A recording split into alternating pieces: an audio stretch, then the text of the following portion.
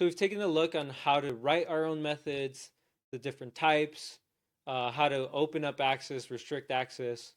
Uh, we did have some confusion, right, with the instance method, specifically these little asterisks, right, from inside the class, from outside the class.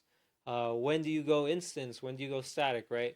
Well, in order to answer those questions, we have to look at Java classes. So we're going to ease into this topic, not just in this lesson, but over the next couple ones. So review, right? Structure of a Java program. Everything in Java is an object. You define objects with classes. So classes are the blueprint or template for the objects. We have our car example, right?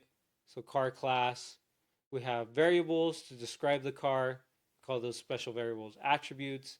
And then things that the car might do, well, we use methods, right? Methods will define the behavior of that object.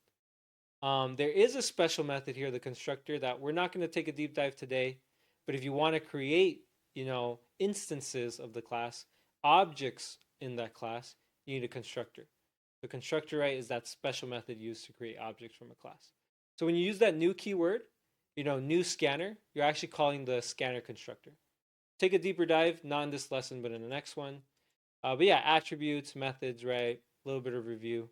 So the golden question, why do we need a class?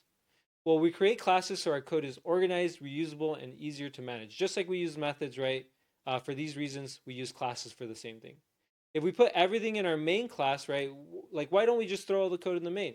Well, it would become a mess, especially if programs get really big, really complex. So you can think of a class like a toolbox. If you threw every tool in a giant pile on the floor, your main pile, it'd be hard to find and use things.